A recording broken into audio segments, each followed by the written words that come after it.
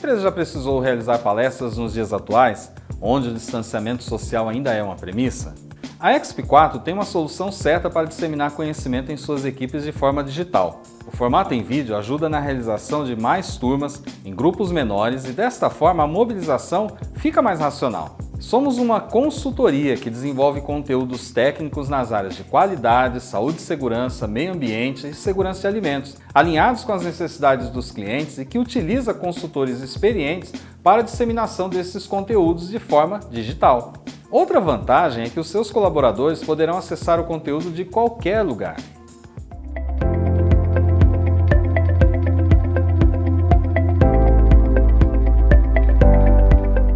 A gente vai falar de cultura, que é esse tema aí que tem alguns anos que já está movimentando aí o universo de alimentos. E eu comento, né, a gente até estava conversando, eu e o Alfredo, quando a gente estava elaborando já essa ideia aqui da série, o quanto a gente tem essa tendência, e é muito claro a gente avaliar isso, né, ao longo dos anos, de sair da questão da operação, da parte técnica e de ir cada vez mais para a questão de gestão, né, e quando colocou cultura aqui como uma exigência de norma, ficou muito, muito claro a questão do envolvimento das pessoas, e aí a gente pensa individualmente, né, cada pessoa que participa e que contribui para aquele sistema, seja um terceiro, né, seja uma parte interessada, muitas vezes, né, ou os internos. Então, é muito interessante a gente abrir realmente a cabeça, né, e começar a pensar no que é a cultura da organização e o que é, dentro dessa cultura, a cultura de segurança de alimentos. E a gente vai ver que ela pode ser, ela sempre existe, né, mas ela pode ser negativa ou positiva. Então, como que está o envolvimento em segurança de alimentos dentro da cultura da organização que já existe? E aí, depois da teoria aqui, que a gente vai falar aqui do caminho, né? Eu segui bem a sequência dos artigos, né? Então, primeiro, o que é cultura, segundo, o que é cultura de segurança de alimentos, passando pelos documentos do GFSI, mas tem muito assunto aqui, né? Então, depois eu acho que a ideia o Alfredo vai ficar aí como uma ponte para a gente citar exemplos, né? E talvez começar a entender como que a gente pode fazer essa cultura virar palpável, mensurável, né? Que ela precisa ser medida. Então, vai ser mais ou menos essa sequência que eu vou seguir aqui para quem acompanhou aí os artigos, ok? E eu sempre, sempre, sempre começo as apresentações chamando para discussão mesmo, né? Então, agora eu não sei se dá para escrever aí, acho que tem um chat aí, o Alfredo pode ver, o pessoal que está escrevendo, o que vocês imaginam ou entendem como a cultura da organização, aqui de uma maneira geral, não a cultura de segurança de alimentos. Ana, você que está aí com áudio, não sei. Bom, eu acho que a cultura de uma organização assim, o somatório dos valores dessa organização. Ela define um padrão de comportamento das pessoas, enfim, é algo bem mais amplo, que debaixo desse guarda-chuva está a cultura de segurança de qualidade, a cultura de segurança individual, de cuidado com o meio ambiente, né? Então, é o todo, é isso que eu entendo. Perfeito. Quem mais? Não sei se tem alguém escrevendo aí.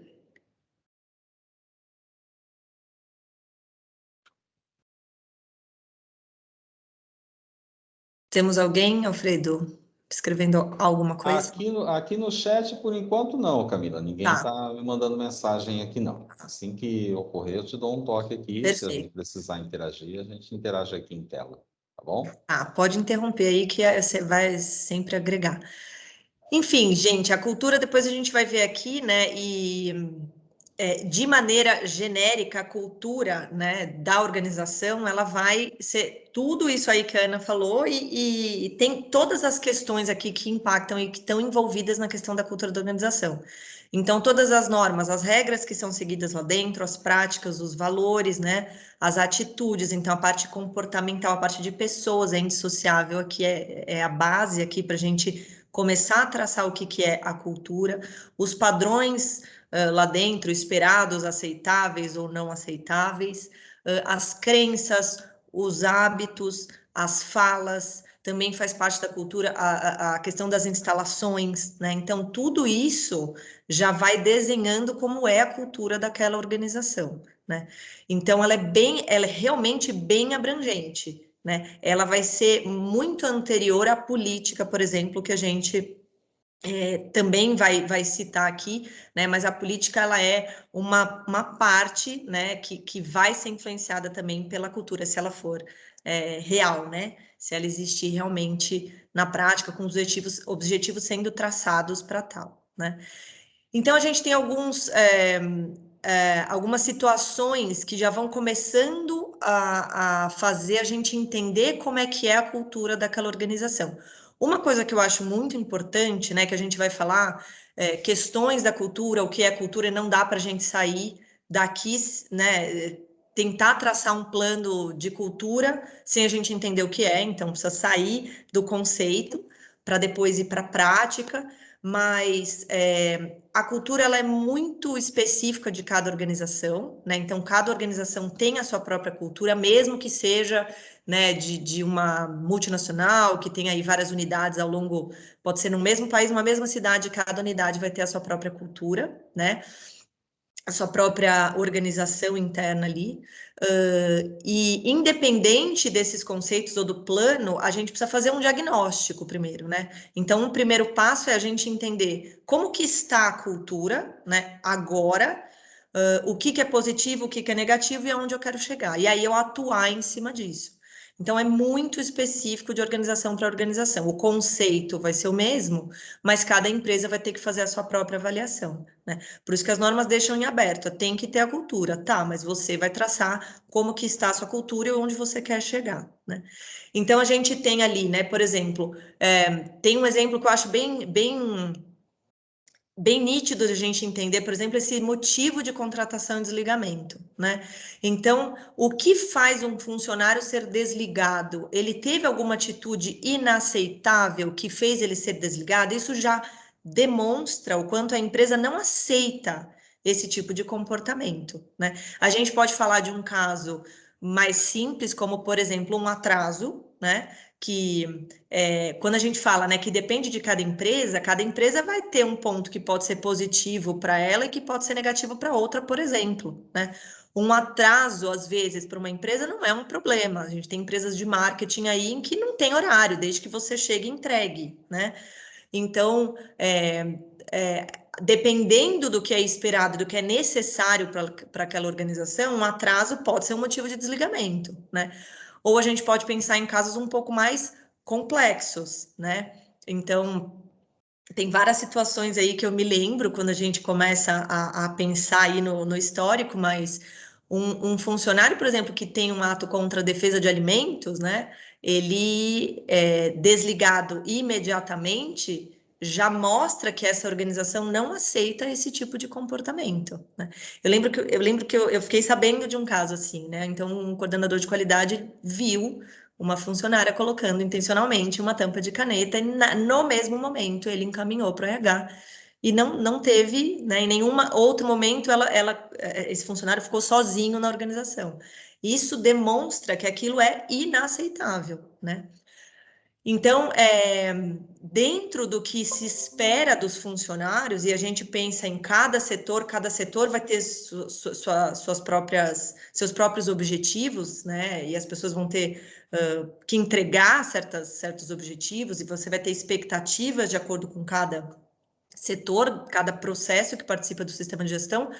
Você tem aquilo que é aceitável e inaceitável dentro da organização e vai trabalhando ao longo de todas as pessoas, né? Então, vem um exemplo da alta direção, claro, né? Mas cada setor ali, de acordo com cada cargo, você vai ter os comportamentos que são esperados, as expectativas e o atendimento disso ou não, né?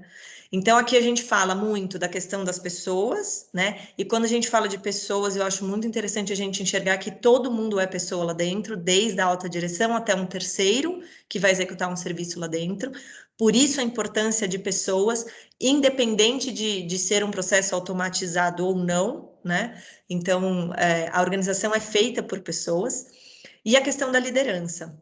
É claro que a liderança ela tem um papel-chave, né, em como ela vai direcionar essa cultura, através das tomadas de decisão, através das escolhas da estratégia, da visão, da missão, dos objetivos, da política, né, e de como ela vai realmente fornecer recursos para isso. E aí a gente não está falando de um documento que entrega para o auditor, mas de fato qual é a tomada de decisão que ela tem, né?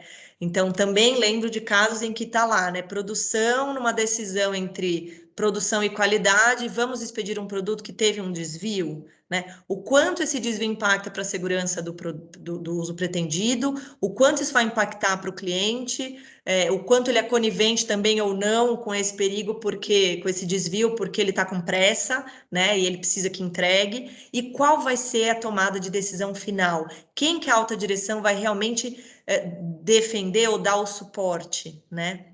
Então, essas atitudes da alta direção, né, e de todos os gestores e líderes vai ter um papel crucial aqui para formar a cultura, né? Mas claro, né? E aí eu coloco também num dos textos que assim não adianta a gente imaginar e focar em líder, né? Um líder e pensar pessoa a pessoa, porque ela também tem um papel que é influenciado pela cultura. Então é um ciclo, né? A gente tem que trabalhar na cultura como um todo. E às vezes acontece de uma pessoa, né? A gente traz uma cultura pessoal para dentro da organização e lá dentro da organização a gente vai ver o que é esperado ou não, vai moldar a nossa cultura para o que é a cultura organizacional. Então, aqui assim, uma mesma pessoa, quando ela muda de uma empresa, essa cultura vai ser transformada porque essa empresa vai ter outros códigos, né? Outras situações que vão ser aceitas ou não dentro daquele dia a dia da rotina operacional. Então, isso é interessante, e claro, todos os membros aí, né, não pensando também só em operação, manutenção, mas todas as pessoas, desde compras e por aí vai. E a questão de autoridade também é muito interessante a gente pensar aqui, né, o quanto as responsabilidades e autoridades são influenciadas pela cultura e também por esse suporte da alta direção ou dos seus gestores e líderes, né? Então, é aquela história, né? Eu sou coordenador de qualidade, eu tenho que ter autoridade, por exemplo, para devolver.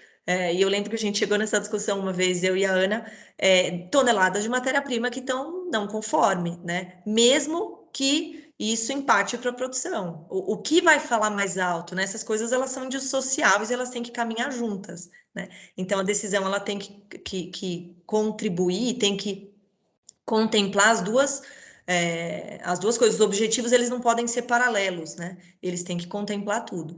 Então, é claro que a empresa quer produzir, quer entregar, é claro que o cliente quer receber, mas ele quer receber com segurança. Então, são essas situações, né, que a gente pensa que fica palpável a gente ver o quanto a cultura está sendo refletida, né? E aqui a questão assim da identidade da organização, né? A cultura não tem uma empresa que não tenha cultura, né? Pode existir uma empresa que não tenha a política acordada, formalizada, né?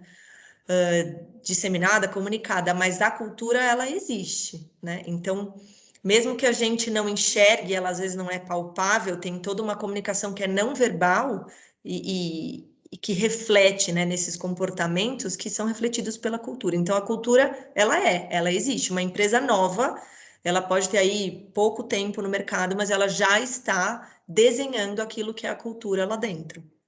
Então, ela é a identidade daquela organização. E ela direciona e vai influenciar todas as condutas e comportamentos dos colaboradores. Aqui a gente pode pensar nitidamente, né, nas questões de defesa, né, que são procedimentos que interferem diretamente na questão das pessoas, do comportamento da pessoa, da intenção da pessoa lá dentro, do quanto ela é consciente da contribuição dela, do papel dela, né, e da atividade dela, e o quanto isso vai lá na frente representar um produto seguro, né? E aqui, né, quando a gente for ver, né, o documento do GFSI, ele fala muito dessa questão da consciência individual, e a gente já entrevista isso nas auditorias, a gente vê aquele funcionário que sabe o que é o papel dele, ele sabe o que ele está fazendo, ele sabe qual é a consequência dos comportamentos dele, mesmo quando ele está, as consequências de fazer alguma coisa que não está conforme ao que é esperado. E nesse ponto aqui, eu lembro muito de um monitor de PCC que eu entrevistei uma vez, uma auditoria, eu perguntei para ele uma coisa que eu esperava uma resposta operacional, né? Uma coisa bem taxativa, assim, né? O que acontece quando tem um desvio aqui, né? Um PCC. E ele falou assim: eu posso matar alguém. Então, assim, a consciência desse cara sobre um desvio de uma etapa que ele monitora tá lá na frente, né? E às vezes a gente vê algumas empresas no meio da cadeia com uma certa dificuldade, é um pouco desafiador você pensar lá na frente, você pensar no teu papel para o uso pretendido lá no consumo, no uso pretendido do consumidor final, né? Então, é muito importante que isso já esteja muito claro desde o começo, né, da cadeia produtiva, e que todo mundo tenha essa consciência mais abrangente, né, do que é o papel da tua atividade, né, a influência do teu papel na produção e o teu produto final, qual é o impacto dele ao longo da cadeia como um todo. Então, tem tudo a ver com essa questão da cultura, do comportamento. E aqui, né, a gente relaciona a cultura com a política para entender o quanto a política ela é gerada pela cultura e também influenciada, e um ciclo também, né? Então a cultura ela dá suporte para a política, apesar de ser bem mais abrangente, né? Ela dá suporte para essa política ser formalizada e a empresa conseguir traçar o que é a razão da existência dela, né? Por que ela está no mercado, o que ela tem que atender, o que ela tem que exercer para conseguir atender esses objetivos da política, e tudo isso tem que conversar junto, né? Porque é possível a gente ter lá uma política formalizada e descrita num documento com objetivos que a gente às vezes até consegue alcançar, mas na prática isso ser bem um braço de ferro, né? Com outros, né? E aí os objetivos eles estão brigando entre si, eles não estão caminhando juntos. E o quanto cada setor está caminhando e tendo comportamentos para dar suporte para alcançar esses objetivos, né? Tudo isso tem que caminhar rumo a uma mesma direção, né? E aí a gente tem, né, a questão de uma política documentada e uma cultura que tem que ser compatível para isso. Caso contrário, eu não vou conseguir atingir os objetivos, e aí muda a direção da organização, porque a política vai direcionar, né, onde a empresa quer chegar. Então, a cultura ela tem que dar o suporte, ela tem que ser coerente com esses objetivos da política e com a política como um todo. E agora, gente, eu vou falar especificamente da cultura de segurança de alimentos, que é o que a norma, né, essas normas todas estão trazendo, porque virou uma exigência lá do GFSI. Então, assim, pensando especificamente em cultura de segurança de alimentos, agora a gente precisa ter comportamentos e essa linguagem verbal, não verbal, e instruções de trabalho, documentos que também estão lá num dos 5 pilares ali de cultura de segurança de alimentos que o GFSI traçou. Essa cultura ela tem que estar coerente com os comportamentos dos funcionários, né? Então, um funcionário que entra numa empresa que trabalha com alimento, seja ele no meio da cadeia, ou é uma indústria química, mas que vai ter, né, um uso num alimento, numa bebida, enfim, ele precisa entender a importância dele e quais são os comportamentos esperados para que ele atenda uma cultura positiva e saudável de segurança de alimentos. Acho que esse é o principal aqui que a norma traz. E é muito interessante a gente pensar nessa trajetória, né? Então, eu lembro, por exemplo, que eu tive uma aula de num evento, né, uma microbiologista lá falando de microbiologia, que a gente pensa que é uma coisa extremamente específica, um perigo, né, que a gente tem que controlar, e ela já fala de gestão, e ela já fala de cultura, quer dizer, é muito maior, né? A gente atender um produto seguro e ter controle de perigo não é operação, não é só o APPCC, né? É muito maior. Por isso, um sistema de gestão, é a empresa inteira com todos os processos sendo gerenciados e caminhando para que tenha realmente segurança de produto.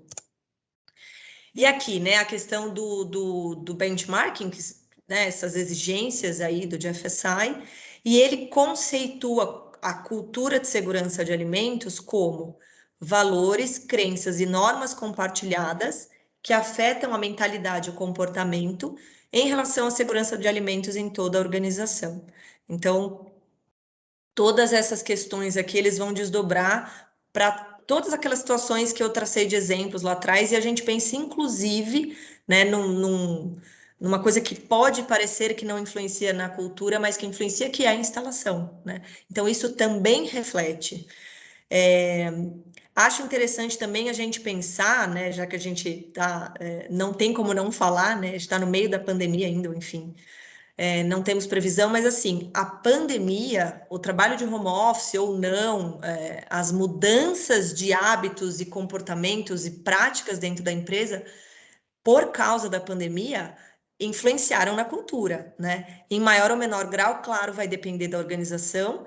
A gente tem empresas aí, né, que não tem nenhuma pessoa em home office, mas que teve todo um desdobramento das atividades e foi impactou muito no dia a dia operacional, né, para a questão de aglomeração, refeitório, tudo, né, frigoríficos aí que a gente tem 2, 3 mil pessoas e são pessoas que trabalham muito próximas umas das outras, então isso também impactou, não tem como negar que uma empresa não teve a cultura influenciada ou impactada pela questão da pandemia, né, independente de como alterou naquela organização, com certeza a gente teve um impacto aí na cultura. Então, a gente tem aí esses valores, essas crenças e essas normas de maneira dinâmica, né? Que é outro pilar que o GFSI traz, a adaptabilidade, né? Então, a gente tem que ter esse dinamismo para acompanhar e não deixar a cultura de segurança de alimentos ser colocada em xeque de acordo com todas essas mudanças aí possíveis. Então, a gente tem aí, né, uma exigência de cultura nas normas, claro, a empresa que vai traçar aquilo que é mais coerente com a organização, né, dentro daquele desenho que ela tem, ou não, né, mas enfim, tentando sempre traçar uma cultura positiva, né, por isso a gente começa de um diagnóstico. A conscientização de todo o pessoal, a gente comentou, né, então todo mundo é influenciado pela cultura e tem influência sobre a cultura.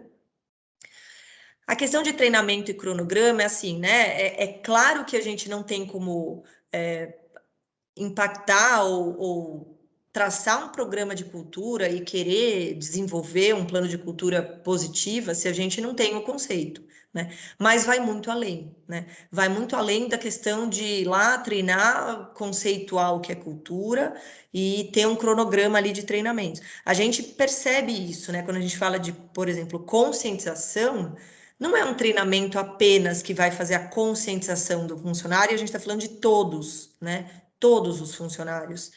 Então, tem importância aqui, né? Tem uma grande relevância a questão do treinamento, mas não é só isso, né? Então, a gente tem algumas normas aí que vão até avaliar, né, exigir a avaliação de eficácia do treinamento. O que a pessoa absorveu, o que a pessoa entendeu, né? Como que ela vai levar isso para a operação, para o papel dela, o que realmente vai mudar depois desse treinamento, né? Então, é interessante a gente pensar também, né? Existem milhares de ferramentas de treinamento, né? Muita gente fica também só focado ali, é um slide, é sentar as pessoas. Não, né? Tem treinamentos em loco, enfim. Então, como que você vai fazer realmente a pessoa absorver esses conceitos e levar para a prática do dia a dia ali no papel que ela desempenha? E aqui, né, também essa questão da cultura de segurança de alimentos sendo coerente com os objetivos da política de segurança de alimentos. Aqui é indissociável. Não adianta a gente ter um objetivo na política que fala de atendimento, de requisito legal e de cliente, se na cultura a gente tem comportamentos aceitáveis que vão em desencontro desses objetivos, né? Então, não sei se vocês têm exemplos aí, né? Eu tenho algumas situações aqui que eu lembro, já citei, mas é fácil a gente falar disso na teoria, mas a gente sabe o quanto às vezes é desafiador, a depender do diagnóstico que essa empresa está em relação à cultura, né? Que infelizmente às vezes ainda é uma briga de braço, né? Então, pensando nesse exemplo, né, eu lembro da questão, né, da operação, da produção com a qualidade ali, às vezes, num braço de ferro, que não deveria acontecer. Eu lembro de uma empresa que teve uma sacada que eu achei genial, né? Então, eles colocaram dentro de uma coordenação, tanto de produção quanto de qualidade, uma mesma pessoa, né? Então, tinha lá uma competência, toda uma qualificação para engenharia de produção, engenharia de alimentos, e aí os funcionários respondem a essa mesma pessoa, e a partir do momento que eles respondem diretamente, porque você tem, normalmente, né, isso a gente percebe, os funcionários eles têm uma urgência maior, né, de atender o líder direto, né, quem fala mais alto na questão do dia a dia, na cultura real da empresa, né, não na política formalizada. Então, quando você tem um líder direto que você tem que responder e que dá objetivos, alcançar esses objetivos em relação aos dois itens, você não escolhe um ou outro. Você vai ter que atender produção e vai ter que atender segurança. Não tem como você separar, né? Então, cada empresa vai ter a sua maneira, né, a sua ferramenta, mas essa eu achei bem interessante. Eles perceberam o quanto isso impactou também para alcançar os objetivos de segurança de alimentos. E aí a questão, né, comportamentos inapropriados, perigos intencionais ou não, né? Claro que a gente está falando também dos perigos de APPCC, por exemplo, né? Quem que me dá exemplos aqui, gente? Só eu lembrando do histórico. Comportamentos inadequados ou adequados que são esperados aí, que influenciam na produção de um alimento seguro.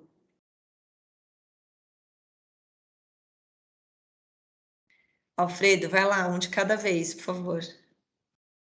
Então, eu estava esperando você me liberar aqui. Ah, já tem? Por favor.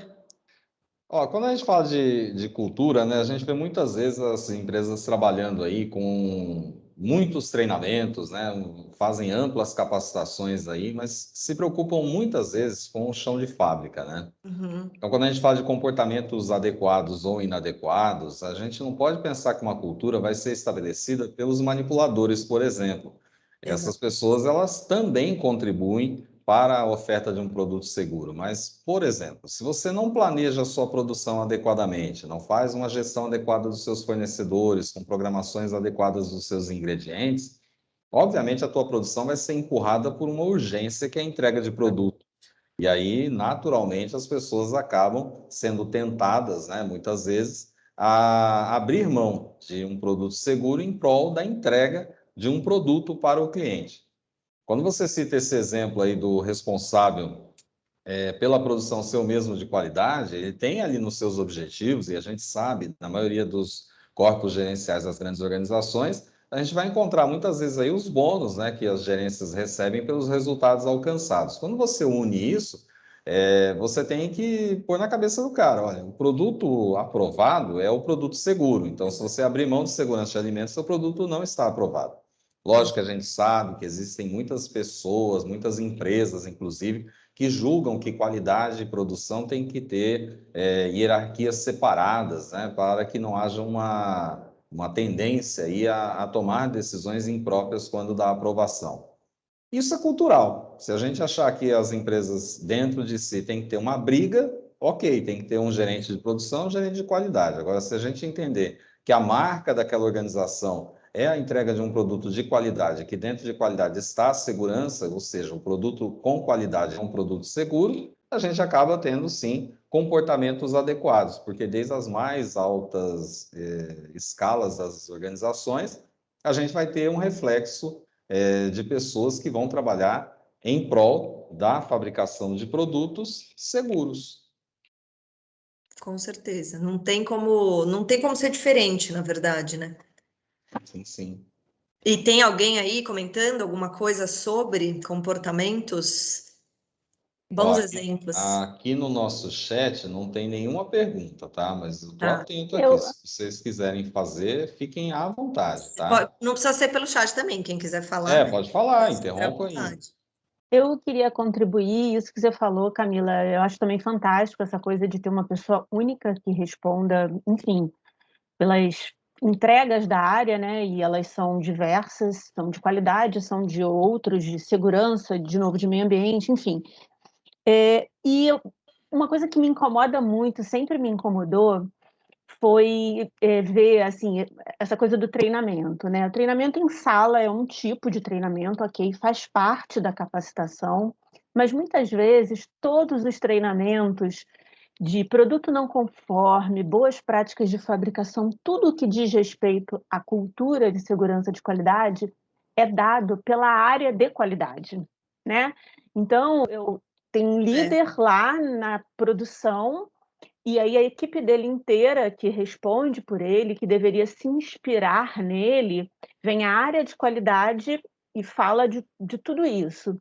E as pessoas que estão lá no chão de fábrica, elas começam a ter uma dificuldade. Ah, então, isso aqui é um assunto de qualidade. Ah, exato, isso aqui é um assunto e não pode. exato. Só que eu acho que isso tem que ser pensado, porque o líder ele também não pode ser um super-homem, né? Então, beleza, eu vou treinar tudo de. Mas a gente deveria pensar num suporte, numa estrutura de suporte para essa pessoa que está à frente do processo, né? Então, se vai apresentar boas práticas de fabricação, entrega a apresentação a alguém, outro, pode ser da área de qualidade, revisa com ele, mas deixa ele falar. Porque quando ele fala, ele se compromete com o assunto. Né? Então, vai ser muito difícil ele aplicar um belo treinamento de boas práticas de fabricação e fazer vista grossa numa linha de envasamento quando a linha estiver imunda. Né? Exato. Então, isso tem que começar cada vez mais a se mesclar, tá? Então, só É, essa contribuição.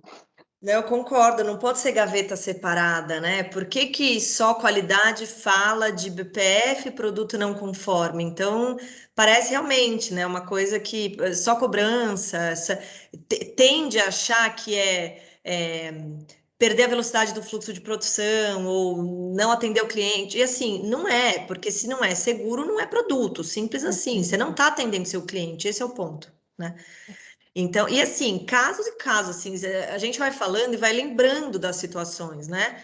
As situações não foi uma só, né? Ah, vamos mandar, vamos, mandamos, né? Ah, pulamos algumas etapas, algumas análises. Meu, foi não conforme, com o mesmo peso e a cobrança que o cliente pediu na pressa, ele vai devolver com o pé no peito o produto não conforme. E assim, ele queria ganhar tempo, ele perdeu tempo, porque. E o trâmite todo de devolução, de nova produção. Então, assim, é um desafio, né? Mas ainda hoje a gente se pega em algumas discussões de, e a alta direção vai achar, semana passada, eu estava nessa discussão, a alta direção vai achar que vai ser um atraso, assim, mudar essa, porque a cultura já está instalada lá, né? Ele acha isso, né?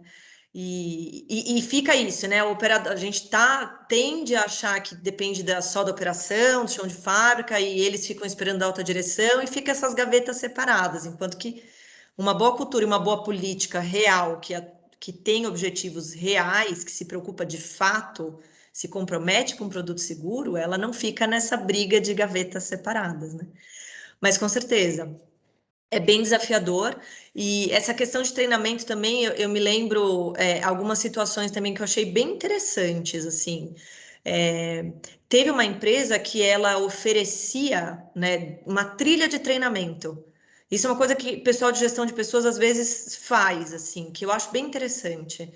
você tem trilha de treinamento e você tem lá, cada setor tem o seu treinamento mínimo obrigatório. Ok, estou gerenciando minhas competências, né? O cara, para ser da equipe ESA, tem que ter um treinamento de OPPCC, né? Ele tem que saber o que é o OPPCC, senão o que ele está fazendo na equipe. Ok, mas esse cara, ele pode voluntariamente fazer um treinamento que é obrigatório para o pessoal da manutenção, por exemplo. O cara sai da caixa dele e ele vai, olha, manutenção é isso, né?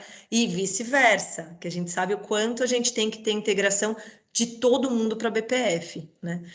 Teve uma outra situação também que eu lembro que foi muito interessante, assim, uma empresa que tinha uma cultura complicada de segurança de alimentos, era bem esse braço de força aí, e eles mudaram o seguinte ponto, né? A integração era feita um a um. Então, assim, entrava um funcionário novo, ele era treinado mesmo que fosse só ele, era individual. Eu não espero um tempo X ou uma quantidade X e deixo esse cara lá, né? Tudo bem, ele às vezes não toma uma decisão sozinho, ele está sendo acompanhado, mas na integração, antes dele entrar e pegar vício do outro, né, que está lá há mais tempo, ele já é treinado do que é esperado ou não para o comportamento dele. Ele já entra na operação agindo de acordo com o que ele foi treinado, e aí isso foi muito legal da gente perceber, porque foi uma pequena atitude, né? Que você pode até pensar, putz, eu vou perder tempo treinando um a um, mas você está investindo na cultura, porque na hora que vai um funcionário novo e faz tudo como deveria fazer, né? O que está lá há mais tempo, ele começa, vira um efeito dominó. Ele começa a fazer certo porque ele fala: opa, peraí, esse cara chegou agora e ele está fazendo certo. E a gente sabe o quanto existe aí uma seleção natural quando as empresas vão amadurecendo seus sistemas de gestão, e que quem não se compromete não fica, né? Se a empresa realmente começa a tornar comportamentos inaceitáveis, né? E começa a ter tratativas para isso começa a ter consequências, às vezes a pessoa não fica na empresa, né? Então, isso eu achei uma sacada assim também bem interessante, né? Então, você treina o funcionário antes dele, né, entrar na operação, ele já sabe o que é feito, ele foi informado que é para fazer assim, ele começa a fazer certinho, e quem está fazendo errado já começa a olhar com outros olhos. Então, isso é bem interessante, né? E aqui, gente, então a gente falou, né, coisas que fazem parte da cultura, e claro que isso não vai cair na mão do auditor, né? O auditor, ele tem uma pequena parte do todo, naquele momento que às vezes nem é o dia a dia real, porque a empresa se preparou, por isso tem essa questão, né, das auditorias não anunciadas, e no terceiro turno, né? Porque vai que no terceiro turno você tem comportamentos que são diferentes, a gente sabe que às vezes sim, né? Então, essa questão aqui toda é impactada para formar a cultura, né? As instalações, o ambiente, a comunicação não escrita, não verbal, né? Existem comportamentos ali que não estão não tão palpáveis muitas vezes, né? Como consultor, claro, a gente percebe os bastidores, a gente vai percebendo essa política. Tem empresa que tem jargões, né? Não dá tempo nem não dá tempo nem de piscar, não dá tempo nem de espirrar. E literalmente, assim, ir no banheiro você tem que chamar alguém para te substituir, porque senão não dá. E isso é maçante ali dentro, e as pessoas vão desanimando, e tem toda uma questão ali que tem que ser trabalhada para realmente a cultura vir à tona, uma cultura positiva. E a questão da história e cultura individual sendo influenciada e influenciando o grupo, né, que a gente comentou. A gente traz situações aí, e profissionais ou não, né? E cada empresa vai ter a sua cultura, então isso vai sendo mesclado para que realmente a gente tenha aí a cultura formada e pense nas características da cultura da organização. Existem várias consultorias, né, para avaliar, fazer esse diagnóstico da cultura da organização. Mas é muito claro que, assim, até pode ser melhor uma visão de fora para a pessoa enxergar a cultura, mas as atitudes, né, e as ações para agir em cima dela, ela tem que ser interna, não tem jeito, né? Um terceiro pode ter influência, e claro, às vezes tem, né? Mas não a ponto de mudar a cultura da organização, que a gente viu que depende aí de todos os setores. e de suporte para isso. Então, essa questão da conscientização, né? A pessoa perceber realmente qual é o papel dela, o que que é esperado, qual é a contribuição dela para o produto final, então pensando no todo da empresa e pensando no posicionamento dessa empresa no mercado, né? Ah, estou no meio da cadeia, mas olha, meu produto vai ser usado assim, assim, assim, né? Então, essas expectativas têm que estar de acordo com os objetivos da política, isso tem que ser, não pode ser uma escolha do funcionário, né? Quem que eu vou atender, o que que eu atendo, isso tem que ser indissociável, para a gente ver realmente um comprometimento com isso, com esses objetivos. E essa questão de cada um ter uma expectativa. Claro, cada setor vai ter aí uma questão, uma expectativa, um papel esperado aí para atendimento. Compras, a gente sabe a questão né, de fraude e tudo mais. Então, o quanto esse setor tem autonomia ou não, né? O quanto eu amarro esse setor com atendimento de legislação ou não, que é um dos pilares ali também do GFSI, que ele vai falar da atualização das informações. E isso a gente vê, às vezes, uma distância, né? Então, tem organogramas, eu acho muito interessante também a gente pensar, cada empresa é de um jeito, né? Tem organogramas que a qualidade ela está completamente disseminada. Então, tem um cara de qualidade no saque, tem um cara de qualidade em compras, tem um cara de qualidade na operação, né? Então, você tem ali, né, de acordo com cada setor, a qualidade por trás ali e tendo essa comunicação direta, né, de comunicação e de atendimento e do que você vai reportar, né, para o seu líder direto. Então, a qualidade, literalmente, ela está ali em todos os setores ali, cada um conversando diretamente com o que é esperado daquele setor. E aqui entram essas dimensões, né? Então, eu chamei de pilares, mas o GFSI fala das 5 dimensões da cultura de segurança de alimentos. E quando a gente faz esse diagnóstico, eu tenho tais características da minha organização, né, da minha cultura, quais são os pilares, sejam eles negativos ou positivos, e como que eu vou agir de acordo com cada um deles, qual vai ser meu programa, quais vão ser os meus próximos passos, como é que eu vou medir para ver se eu estou conseguindo realmente alcançar isso. Para a gente que é de qualidade, eu me coloco, né, na parte de qualidade, a gente tem essa cabeça mesmo, né, de ficar muito no operacional, né? Pode parecer um pouco mais subjetivo, né? Mas não é, né? Claro que a cultura ela é bem desafiadora, mas assim, a gente consegue colocar dentro de um plano e colocar metas ali que sejam mensuráveis. Nisso eu lembro muito do Alfredo, porque para eu abrir a cabeça para uma norma de gestão, como por exemplo a FSSC, eu até comento do Alfredo uns trâmites que eu falo assim, tem que abrir a cabeça. E o Alfredo me fez abrir essa cabeça, porque existem, as normas estão cobrando gestão, e a FSC é uma norma de gestão por si só, que a gente tem que realmente sair daquela visão de operação, né? O requisito 8, para mim, ele é muito fácil, né? Mas e os demais requisitos, né? Então, a gente tem que ter esse entendimento do todo, e aqui nas 5 dimensões de cultura de segurança de alimentos de FSI, ele vai percorrer todos eles. Desde a estratégia da empresa lá em cima, missão, visão, né? Qual é a razão de existir da empresa, aonde ela quer chegar, como ela vai alcançar esses objetivos. A gente passa por pessoas, né? A importância das pessoas para o atendimento dos objetivos da empresa, né? A consistência da cultura, a adaptabilidade da cultura, a gente fala aqui até do documento de gestão de incidentes, né? Porque um incidente, ele não pode pôr em risco a segurança do meu produto, né? Minha cultura, ela não pode ser abalada a tal ponto que eu forneça um produto inseguro. Então, como eu vou me adaptar a todas essas mudanças, claro, previsíveis, né? Por isso que a gente tem lá um documento que traça aquilo que a gente consegue imaginar e já tem um planejamento para tal, né?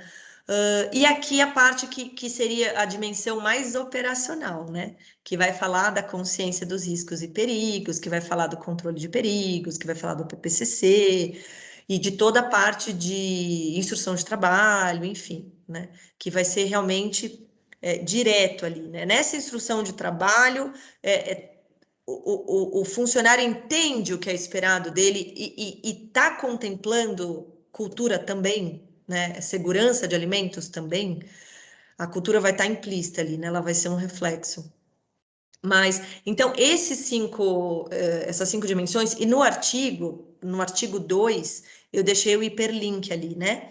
Então, dá para abrir diretamente nesse documento do GFSI. Tem um que é o resumo e tem um que é o texto mesmo, que fala de todas essas dimensões. E ele explica também com detalhes a questão do conceito, né? O que ele considera ali dentro daquela frase que ele conceitou como cultura de segurança de alimentos. Aqui a gente tem, deixa eu só, antes de começar essas 5 dimensões. Alfredo, quer colocar alguma coisa? Eu queria só fazer uma parte, volta um pouquinho naquele slide anterior, Sim. Camila. O que a gente vê hoje, né? O que eu tenho percebido, né? Quando a Camila fala de gestão, eu acho que a gente está vivendo uma revolução na área de segurança de alimentos, quando a gente começa a sair de um processo altamente controlado, onde você define uma série de medidas de controle, processos para controlar, processos para identificar riscos e foca a segurança de alimentos no controle dos seus processos. A partir do momento que a gente entra com os elementos de gestão, né, e aí não só a FSSC, eu acredito até que a própria IFS, quando traz alguns requisitos da ISO 9000 para dentro da norma, através de uma edição que eles fazem na 22, a gente tem que levar em conta que isso enseja a necessidade de colocar dentro da organização formas de alcançar os objetivos de uma maneira racional. A segurança de alimentos ela não pode ser vista como algo que entrava o processo, que vai trazer algum tipo de prejuízo. A gente não pode ter a desculpa, meu alimento é mais caro porque ele é seguro. O mercado nem sempre vai enxergar isso. E se a gente não atribui a um sistema de gestão os elementos de gestão propriamente ditos, né, a gente primeiro não consegue fazer o produto ser competitivo.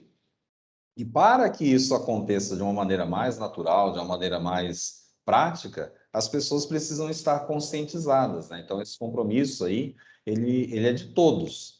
E ele, com certeza, nasce aí da alta direção para, em algum momento, chegar no manipulador, nas pessoas que estão nos últimos estágios ali de entrega do produto ao cliente, né? Todos nós temos que pensar com resultado, temos que pensar com objetivos, com metas que incluam a segurança de alimentos de uma maneira positiva e objetiva, né? Sim, não dá para deixar a margem, porque ou é seguro ou não é, né? É seguro, não Esse é é? o ponto. Assim, a BRC, apesar dela ser uma norma mais prescritiva e, né, mais direta ali nos requisitos, você vê claramente também nos requisitos essa questão. A parte de cultura, ela fala um programa claro de cultura de segurança de alimentos, ponto. Você tem que ter. Como vai ser, vai depender da tua organização.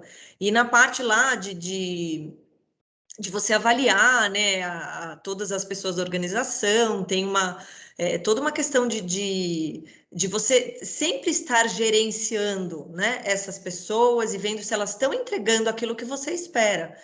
Então, cada norma com a sua linguagem, mas agora todas atendendo à exigência do GFSI, e elas vão exigir isso, né? O que a empresa faz em prol da cultura de segurança de alimentos, em prol de uma cultura positiva, né? Como que está a preocupação real, porque aqui é realmente assim, põe em xeque se a empresa tem preocupação com a segurança de alimentos ou não.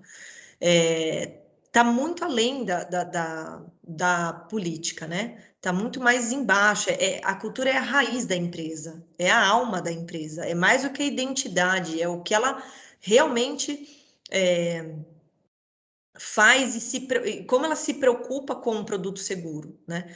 Então, aqui é muito claro que a gente tem que ter arregaçar a manga e ter uma preocupação com cultura. E não é só para colocar lá no documento e demonstrar para o auditor, é para realmente você... E as organizações conhecem as suas falhas de processo, né? Isso é nítido. Às vezes você é um funcionário novo, mas você já percebe ali. Então, uma pessoa não vai conseguir fazer sozinha. Cultura não tem que ser jogada na mão da qualidade. Eu acho que isso é uma grande falha, é um grande equívoco, né? Eu acho que mais do que jogar lá BPF e treinamento de produto não conforme na mão da qualidade, cultura não tem como, não tem como. Aqui a gente tem que envolver todo mundo. Aqui, como que as pessoas são gerenciadas lá dentro, tem uma influência direta com como vai ser a cultura dessa empresa e como que eu vou conseguir abordar para que ela melhore, né? Se ela tem aí pontos negativos em relação à segurança do produto. Diga, Alfredo, ia comentar alguma coisa? Eu ia comentar, quando eu apareço aqui, que eu quero falar alguma coisa. A gente está desenvolvendo um programa numa empresa em que a gente fez exatamente isso que a Camila comentou. A parte de cultura, inicialmente pensava-se que seria conduzida plenamente pelas pessoas da área de qualidade, quando muito aí, com a determinação de alguns treinamentos lá através da área de gestão de recursos humanos, né? Quando a gente foi fazer o desenvolvimento do projeto e colocou áreas como comunicação, pesquisa e desenvolvimento, a área de segurança patrimonial dentro da primeira reunião, me ligaram, né? Falaram, gente, o que esse mundo de gente está fazendo aqui? Aí eu expliquei, se você quer realmente fazer um programa de cultura de segurança de alimentos, eu preciso dessas áreas para a gente desenvolver o projeto. É lógico que por questões aí relacionadas à pandemia, algumas coisas ainda não estão exatamente como a gente gostaria, mas o semblante da organização em relação ao tema já mudou muito, né? As empresas, essa empresa em específico, já está sentindo as melhorias de ter envolvido todas as áreas, ou seja, se a gente não disseminar esse conceito de uma forma objetiva, em cada uma das áreas, ninguém vai ter olhar para aquele tema na sua área, e a qualidade não dá conta de tudo. Com certeza. Não, e assim, eu lembro, por exemplo, quando a gente vê o público de treinamento de defesa, né, numa empresa, né, pensando que você está fazendo treinamento para uma organização em si, vem todo mundo, é multidisciplinar por conceito, não tem como, né? E aqui, cultura mais ainda, né? Então, você vai lá dar um treinamento de defesa, vem o gerente de RH, vem o gerente de TI, vem o cara de compras, vem todo mundo, né? Vem logística. Então, tem as questões, né, da abrangência, né? Também não dá para ficar treinando todo mundo, né? O famoso da ideia, mas enfim, é multidisciplinar, não tem como, e cultura mais ainda. Não adianta você não conscientizar o segurança patrimonial da importância dele para a cultura de segurança de alimentos, porque daí vem o clássico, é o auditor, então deixa passar, né? Ele acha que ele está sendo educado com o auditor, mas não, você precisa pegar todas as minhas informações, e eu quero que você controle minha saída, inclusive, né? Então, assim, é multidisciplinar, não dá para um ou outro setor ficar com esse cargo, né, com essa responsabilidade, né? E o programa traçado de acordo com essa discussão multidisciplinar vai ser disseminado ao longo de todas as áreas e todos os processos. Ponto. Né? Não tem como ser diferente, senão você vai ter as gavetas ali. Aí um atende, o outro não atende, só que aí você cansa de tanto atender porque não resolve nada, não traz resultado, ninguém reconhece, e aí a tendência é você ter o elástico para voltar até aquela cultura negativa, se for o caso, né? Mas, enfim, são vários os exemplos que a gente tem de acordo com a cultura da empresa, o diagnóstico que ela está, o porte, enfim, né? Todas essas questões vão influenciar. Mas o que precisa, de fato, é a empresa ter um olhar multidisciplinar para dentro dos seus processos, né? E só quem está dentro consegue perceber todas as falhas, né? Assumir isso e partir para um programa. Como que a gente pode fazer para realmente fazer todo mundo entender a importância disso, né? Tem alguns treinamentos que eu acho bem interessantes, assim, né? Como fazer o cara da manutenção entender que é um material de contato e que ele tem que entender da legislação, né? Se ele tem autonomia para compra, por exemplo, né? Então, assim, precisa estar disseminado, não tem como, né? Não é só qualidade, não é só a operação. com certeza está na mão de todos os setores. Vamos trinchar um pouquinho cada um desses pilares aqui, e aí a gente vai entendendo também como que cada empresa, de acordo com esses itens aqui, e eu acho interessante no guia, no documento, eu até deixei ele aberto aqui, não sei se depois a gente pode até compartilhar, mas está lá o link no artigo. Ele tem, para cada um desses itens, ele tem questões ali, né? Então, ele coloca assim, né? Para a empresa refletir mesmo. Ó, um funcionário que tem uma boa cultura, ele tem que saber responder, e aí ele põe lá as perguntas. Ou, para você mesmo fazer uma avaliação de consciência na cultura da organização, essa cultura atende isso, né? A organização. Então, ele vai colocando perguntas, né, para a gente começar a traçar aonde a gente está, né, em relação à cultura, de acordo com cada um desses pilares. E aí a gente vai avaliar. E muitas vezes o que é bom para uma empresa é ruim para outra, né? E é muito individual, vamos dizer assim, é muito de cada organização. Hierarquia, por exemplo, quando você percebe que existe uma hierarquização muito forte, nem sempre isso é ruim, nem sempre isso é bom. Depende do perfil da empresa, depende de onde ela quer chegar. Isso tem que estar coerente com a estratégia, né? Então, em relação à missão e visão, lá no começo, né, quando a empresa começa a existir no mercado, lá atrás a gente pensa qual é o motivo de existência dessa organização, por que ela existe, quem que ela tem que atender, onde é que ela quer chegar, né? A questão da comunicação, né, imprescindível, a questão das expectativas, e aqui entra também todas as partes interessadas, né? Essa organização existe por um motivo e ela tem partes interessadas envolvidas aqui, internas, externas e por aí vai. Em relação às pessoas, a gente comentou bastante, né, a questão de cada um entender, e aí é o terceiro também, né? Você faz às vezes uma integração exatamente para você falar, olha, o que é esperado aqui é isso, né? Você tem que atender isso, isso e isso, as regras aqui são essas, e mesmo que você seja de fora, né, aqui dentro você vai ter que fazer dessa forma, né? Aqui sem querer pegar no pé da manutenção, mas assim, a manutenção é terceiro, ok, aqui você vai ter que trocar o uniforme, você vai ter que lavar a mão, você vai ter que preencher esse registro, você vai ter que esperar um ok da qualidade, enfim, né? Isso tudo de acordo com o que é esperado ali dentro daquela organização. E como que o funcionário vai entender as atitudes dele, né, em prol da segurança de alimentos? Como que as minhas atitudes contribuem para o bem ou para o mal, né, da elaboração de um produto seguro? Aqui a gente tem, né, tanto cargo a cargo, quanto de acordo com o setor, né? O que é esperado de cada setor ali dentro, e claro, eles têm que conversar, né? Eles têm que andar juntos. Então, não adianta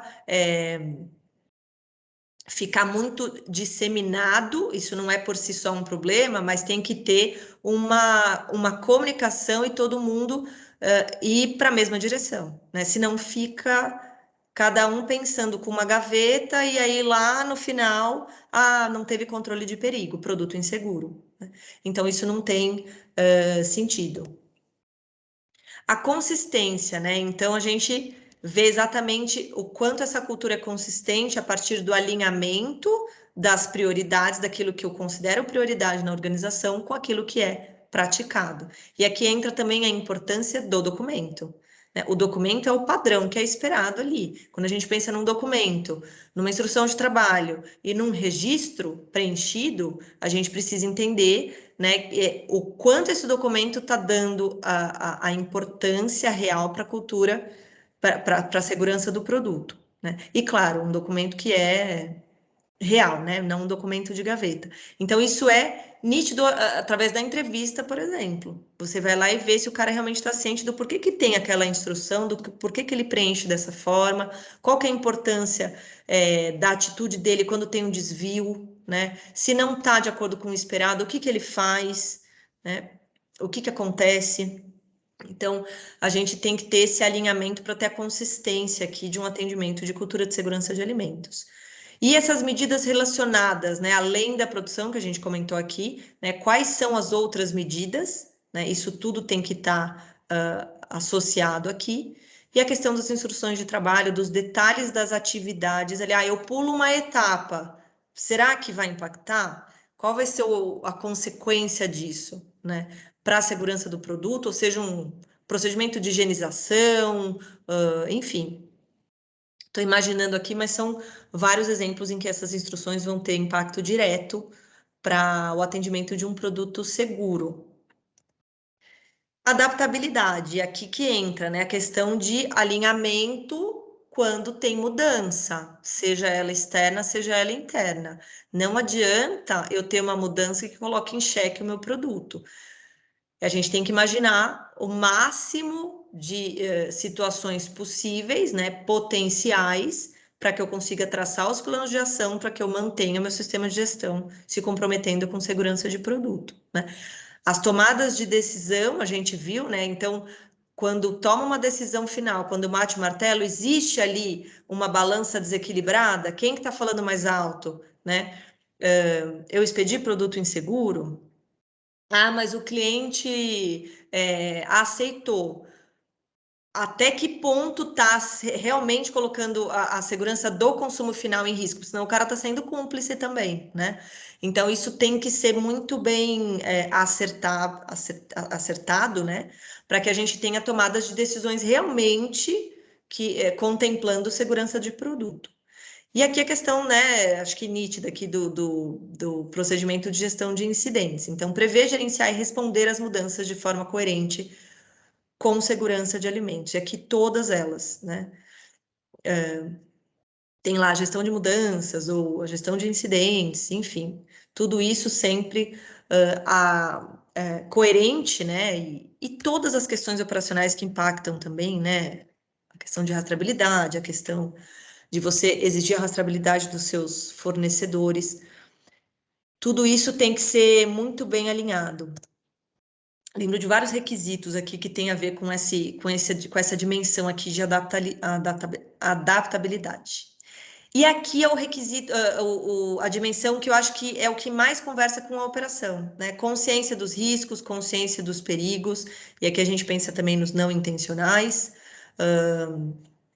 intencionais e não intencionais, e a atualização de informação. Atualização de legislação, como que eu sou informado, como que eu gerencio a atualização da legislação, como que eu trago essa informação para dentro do meu processo, quais documentos que isso vai impactar, eu vou ter que atualizar, eu vou ter que talvez mudar controles de processo, né?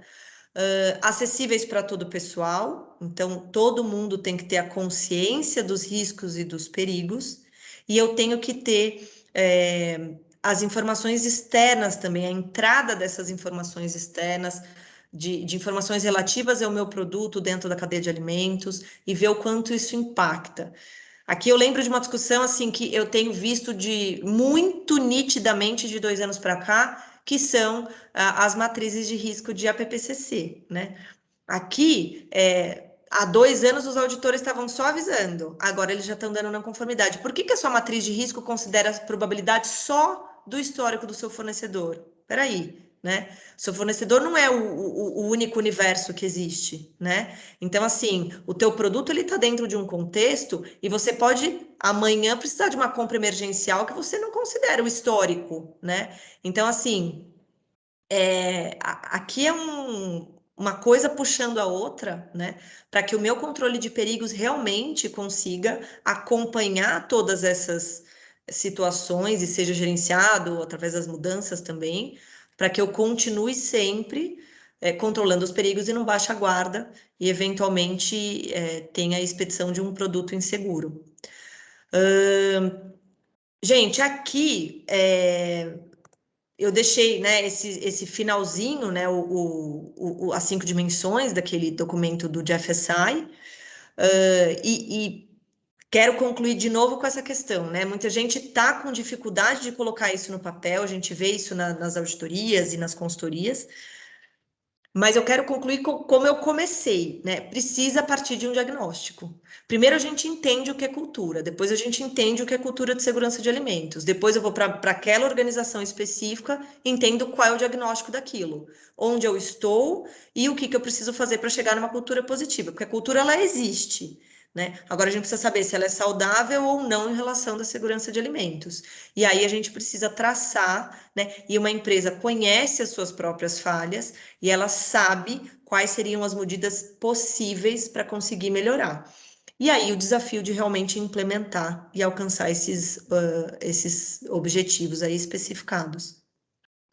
E aqui temos o contato aí da Cleide que conversou com a gente no início, né? O e-mail, mas eu quis deixar esse final aqui para a gente debater demais situações, tirar dúvidas, ver se vocês querem que eu compartilhe o documento em si, né? Mas está lá no artigo. Vai ter um terceiro artigo, né? Que a gente estava esperando esse evento acontecer, então eu vou aprofundar um pouquinho mais nesses documentos.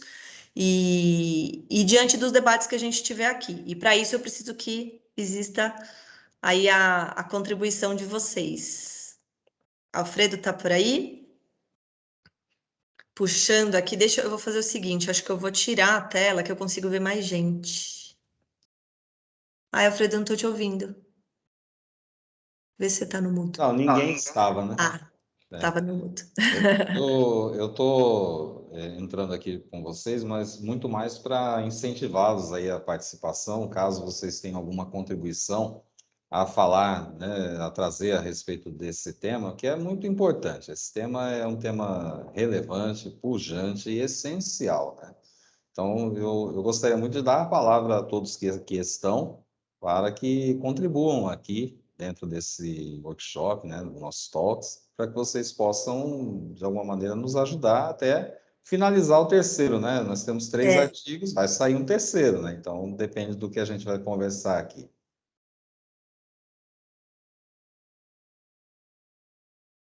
Deixa eu ver quem tá aqui. É que as pessoas não gostam muito de falar de situações, né? É, Mas, a gente consegue contar a história sem dizer onde ela aconteceu, né? exato. Às vezes em treinamento, quando a gente vê treinamentos de 5 dias, no último dia já está praticamente um confessionário ali. Mas vamos lá, gente. Que assim, a Ana está contribuindo bem aqui. É que eu Ô, lembro que Ana, fala, Ana. a gente falou muito sobre essa questão de devolução de matéria-prima e a questão da autoridade. Eu acho que isso é muito Sim. nítido. Também Eu, inspeção de produto. eu vou falar assim um pouquinho para outras pessoas falarem.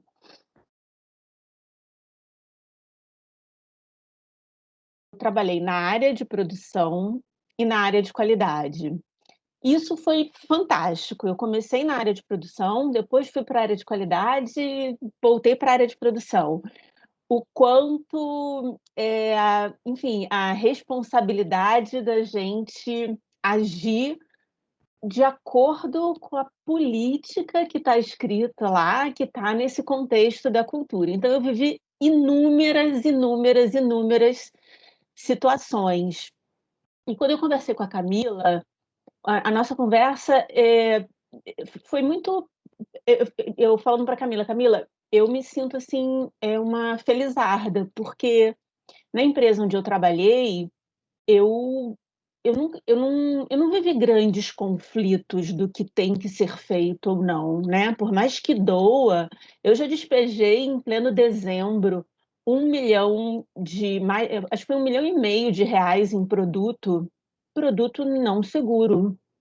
E se essa foi a decisão, se essa era a decisão técnica correta para aquela situação, ela tem que ser feita, porque a marca vale muito, muito, muito mais, e a saúde do consumidor também, né. É claro que, enfim, a saúde do consumidor, ninguém pode ter nenhum dano, mas qualquer ocorrência vai estar atrelada à marca, né. Então, o quanto eu não acho fácil, eu não achei as situações fáceis, elas não são fáceis de lidar, mas quando o seu modelo mental, ele está todo escrito, e em conformidade com a política, a argumentação técnica, os fatos, o contexto é maior que tudo isso, né. Então foi essa uma conversa bem densa, eu já joguei muito dinheiro fora, e eu falei para Camila: "Eu não me orgulho disso, porque o negócio, ele tem que dar certo, mas ele tem que dar certo desenhando os processos de gestão, contratando as pessoas capazes lá atrás, e não tem que dar certo porque eu tenho 1 milhão para despejar e, ó, meu Deus, é 1 milhão. Não, eu tenho que corrigir onde eu falhei, né. Então essa foi a nossa conversa aquele dia, né, Camila? Foi. Eu achei legal. Porque às vezes a gente fica só nos maus exemplos, mas assim, tem empresas que têm excelentes exemplos, né, para dar assim e disseminar, né? E quando a gente pensa no posicionamento dessa cadeia, se ela tem uma cultura positiva, ela vai acabar interferindo o efeito dominó no fornecedor, no cliente, obviamente o maior interessado que é o cliente, é o consumidor final, né? E todo mundo é consumidor, né? Então a gente tem que se colocar no lugar do consumidor também, porque nada vale mais do que realmente a vida. Esse monitor do PCC que fala, se tiver desvio eu posso matar alguém, eu falei, gente, o cara foi lá no final, né? E ele se colocou como cúmplice. Então, assim, genial essa imagem que ele tem. Eu não posso deixar desvio aqui, porque alguém pode morrer. E, porque pode ser alguém, um ou outro. Aí você começa a pensar em estatística, não interessa. Né? O meu papel aqui é não deixar desvio, porque o produto tem que sair seguro, 100%, acabou. Né? Então, é bem interessante isso, a gente pensar também nos exemplos a serem seguidos, né?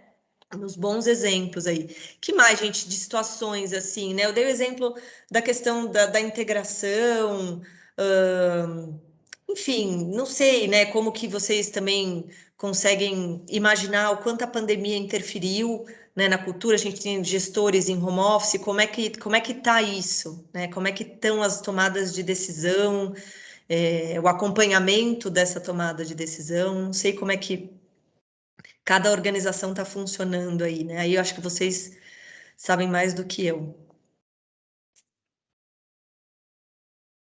Bom, boa noite.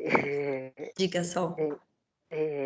Eu estou aqui no interior, né, um interior de Minas, né, uma cidade bem pequena, onde nós estamos aqui localizados, o Laticínio. Você falou da pandemia, então eu posso contribuir um pouco, né? Desde o início da pandemia ano passado, eu vim para cá no meio da pandemia e nós fomos aqui regulamentados pelo MAPA, e o MAPA determinou, né, colocou um ofício que nós tínhamos que atender, né, vários protocolos. E por ser uma cidade pequena, nós somos vigiados, eu digo vigiados porque vigiados mesmo. Pela própria população, né?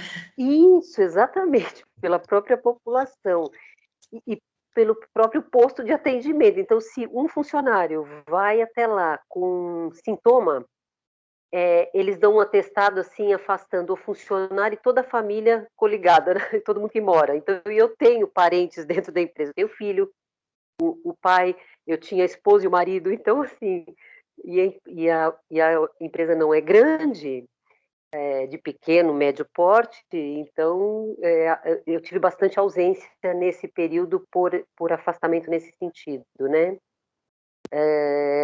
E fizemos e fomos fiscalizados pelo próprio MAPA com relação a protocolos de Covid, pela Anvisa, passou aqui, Ministério da Saúde, enfim, todo por ser um local pequeno, né? Uhum. Então isso aconteceu e impactou bastante na operação, tá?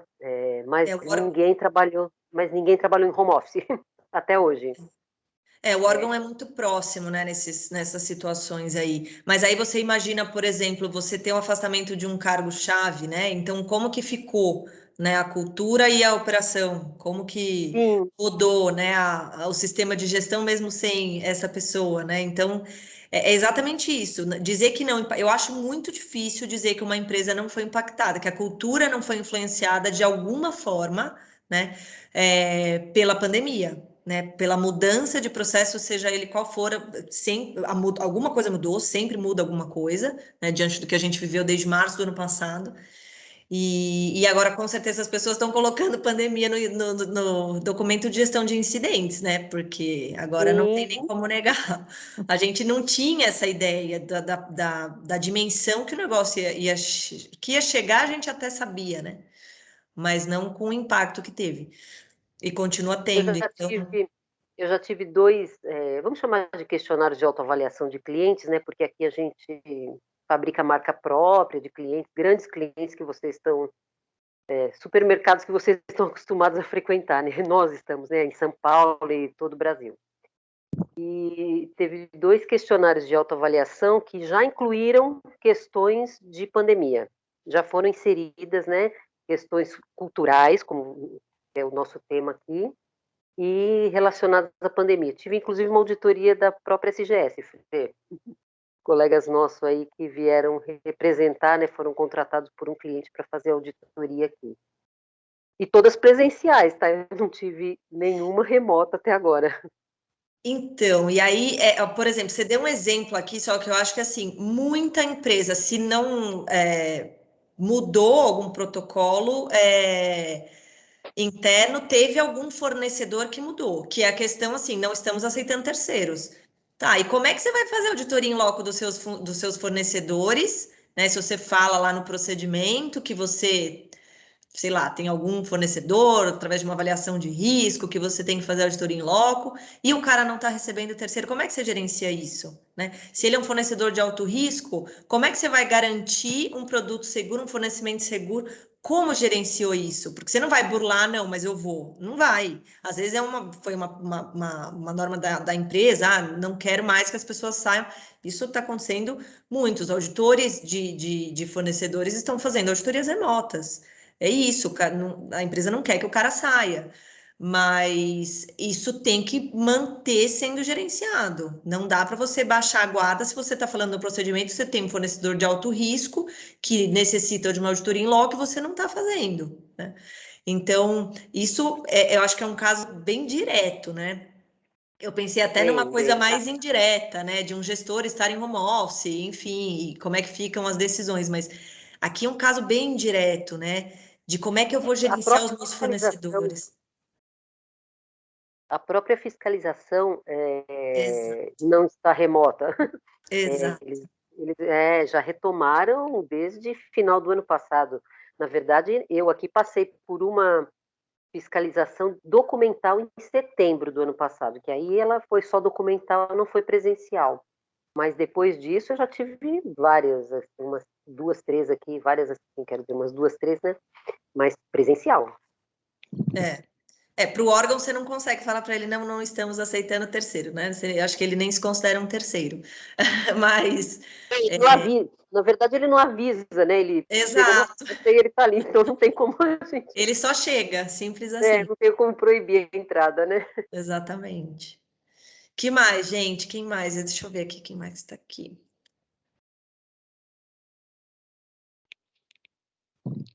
Alfredo, quer falar algo? Não, vou deixar as Apareceu pessoas aqui. falarem. Marcos, tá aparecendo aqui o Marcos, tá com a câmera. Tudo bem, Marcos? Como vai? Tá no Tá mudo, mudo. acho que, Marcos. Não dá para ouvir. Dá para ouvir agora? Agora Sim, sim. sim. Bom, na realidade, a minha experiência sempre foi na área industrial, mas eu tive uma experiência também na área de alimentos. Acho que eu não sei se eu contei para você já, Alfredo, né? Eu fui voluntário numa instituição beneficente que fornecia refeições para pessoas carentes. A maioria, na realidade, eu sou judeu e a maioria também era judeu. Não necessariamente que isso era uma imposição. Tem um serviço social que fazia toda uma prospecção ou então uma avaliação das condições socioeconômicas dos indivíduos e eles se integravam dentro de um programa que fornecia refeições para pessoas carentes ou dentro dessa instituição ou nas suas próprias casas. O que acontece? A maioria das vezes, os usuários dessa instituição faziam parte de uma faixa etária, talvez de 65 até 100 anos. Então, era uma coisa que deveria ter uma série de cuidados a serem tomados com relação a cardápio, com relação à inspeção de recebimento de produtos. Essa instituição é uma instituição religiosa, então é patrocinada por uma instituição religiosa e ela fornece, então, refeições baseadas no conceito de alimentos kosher. Não sei se vocês já ouviram falar. Sim. Eu diria que a inspeção de recebimento de alimentos kosher é muito mais rigorosa que qualquer inspeção da Anvisa. Para você ter uma ideia. Os alimentos são recebidos, por exemplo, um arroz. Você recebe um lote de arroz, se tiver uma certa quantidade de bichinhos, isso é visto através do espalhamento dos grãos de arroz em cima de uma mesa, com uma lente desse tamanho, e existe uma pessoa especialista chamada Mashgiach, que é o controle de qualidade, é uma especialista em produtos kosher, né? Então, ela separa grão por grão. Se tiver uma série de bichinhos, todo lote de arroz é rejeitado e fornecido para outras instituições. Com feijão, a mesma coisa. Com legumes, a mesma coisa. Se você tiver um tomate, por exemplo, com alguma marquinha, essa marquinha é cortada. Se você tiver um legume, por exemplo, com alguma folha um pouquinho mais manchada, tudo isso é cortado. Isso não é só em função da faixa etária dos indivíduos, isso é uma questão de diretriz, está escrito na Torá. Entendeu? Então, isso é seguido rigidamente. E a partir de 2002, então, eu fui convidado pelo Rabino Mor dessa instituição a certificar a empresa na ISO 9000. Naquela época não se falava na 22 ainda, só se falava na ISO 9000. Então, teve todo um trabalho de consulta das portarias da Anvisa, etc., etc., etc., para colocar um sistema de gestão da qualidade baseado nos conceitos da comida kasher. E eu tinha um prazo de 4 meses para fazer isso. Foi uma verdadeira loucura. E essa instituição tem um detalhe. Ela tem mais ou menos umas 6 ou 7 pessoas que são CLTs, e ela é composta mais ou menos de uns 300 voluntárias. As voluntárias também estão dentro da mesma faixa etária. São pessoas mais jovens, algumas pessoas mais jovens, mas outras muito mais idosas.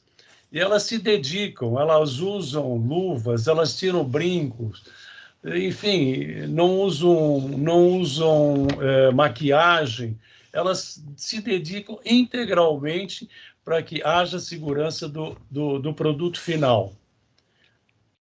Os cozinheiros, por exemplo, são profissionais, né? Mas o resto, toda a instituição é baseada em voluntários. E esses voluntários têm que preparar as refeições, né? Tanto para os usuários que vão na instituição, como os usuários que estão nas suas próprias casas.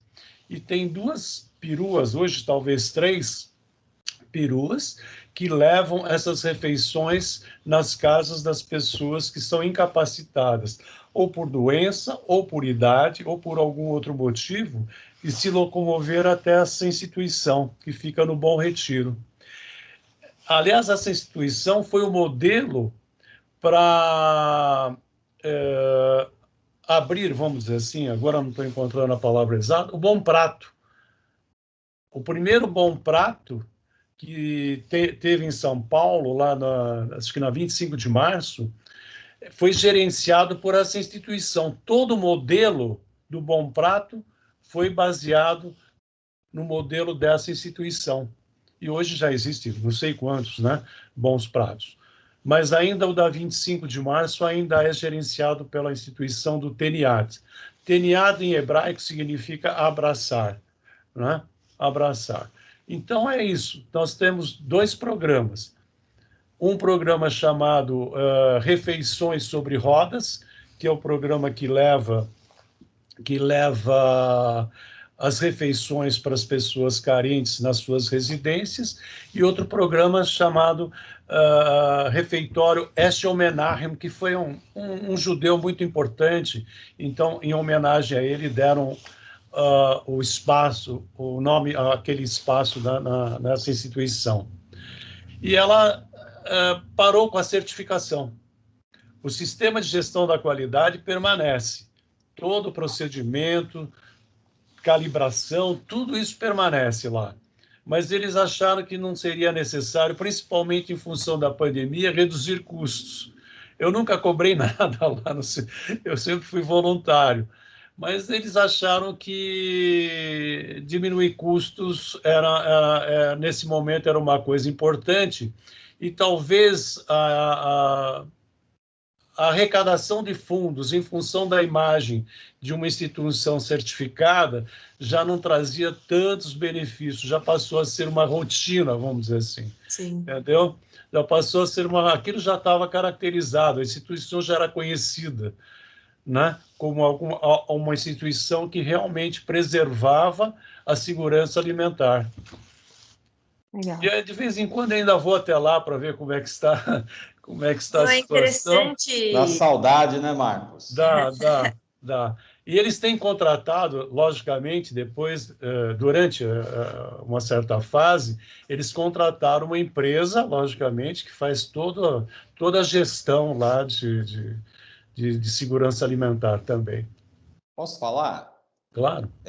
Você começou falando da instituição e eu lembro dessa história, né? Eu lembro até de um comentário que eu fiz, né? Não vou colocar ele aqui, né, o Marcos, que eu não quero criar nenhum tipo de situação constrangedora para ninguém, que foi para mim, no caso, né? Não foi para você, obviamente.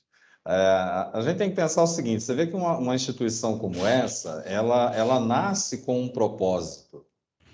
Ao ser estabelecido esse propósito, nós trazemos uma crença para dentro dessa organização.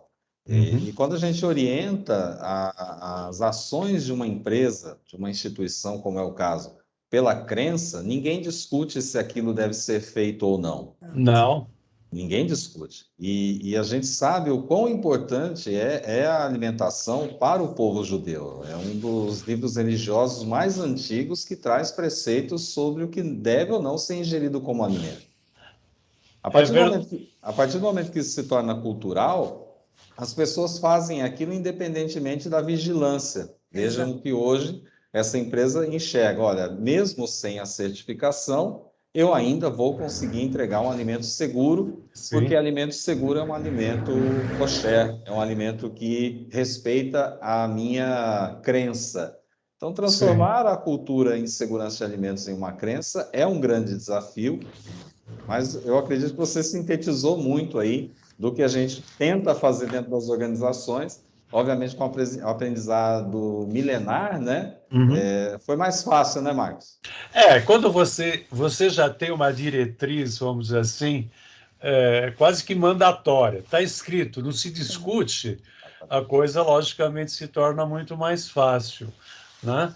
Agora, quando você está mais ou menos aberto, né, e não existe, como você mesmo sabe, a cultura, né, da segurança alimentar, ou melhor, não existe qualquer cultura, às vezes, dentro da empresa, a coisa se torna um pouco mais difícil, né? Exato. Então, no caso da cultura judaica, religiosa, né, não se discute.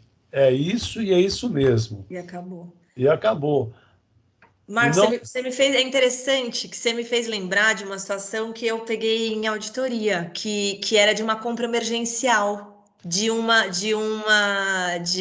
um cliente kosher.